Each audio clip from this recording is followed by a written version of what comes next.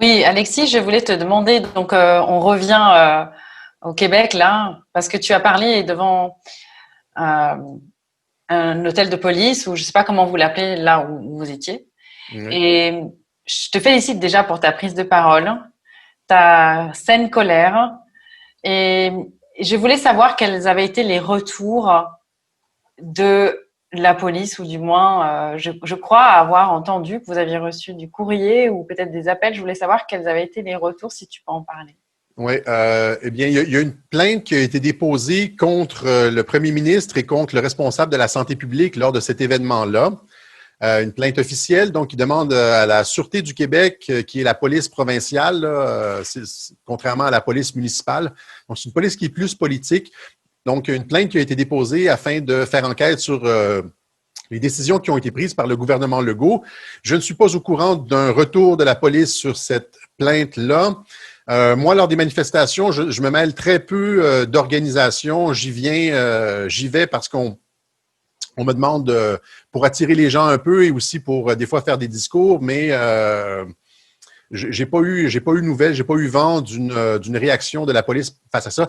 Ce que je veux souligner cependant, c'est que contrairement à l'Angleterre, à l'Australie et d'autres pays du Commonwealth, où est-ce qu'on voit la police faire des arrestations pour des personnes qui ne portent pas les masques ou qui ne les portent pas correctement.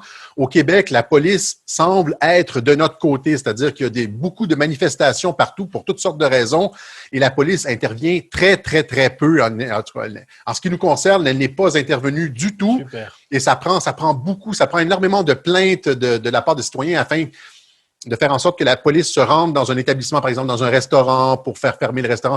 La police est réfractaire à utiliser la coercition ici au Québec. Et ça, c'est une excellente chose. Ah bah oui.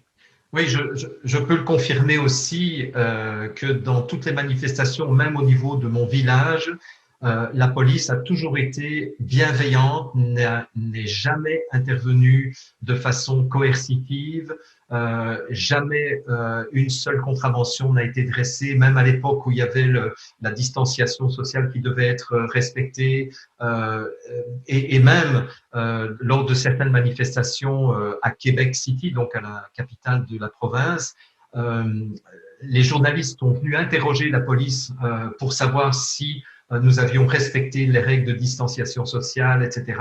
Et la police a répondu absolument, nous n'avons absolument rien à leur reprocher, alors que ce n'était pas vrai. On était collés les uns contre les autres, on s'est fait des câlins dans tous Et les ça sens. fâche les journalistes, hein? Ça fâche les journalistes qui demandent à ce que la police sévisse. Ce sont les journalistes qui sont les chiens de garde du système. Là. Les petits capots. Pardon? Les petits capots. Les petits capots, balances. c'est exactement ça. Hein. Il y a eu plusieurs articles qui se demandaient comment ça se fait que la police n'intervient pas et il faudrait tous les envoyer dans des camps de concentration, il faudrait intervenir, etc. La pression vient des journalistes. C'est incroyable. Hein. Ils ne sont plus les protecteurs de la population, ils sont au contraire les chiens de garde du pouvoir.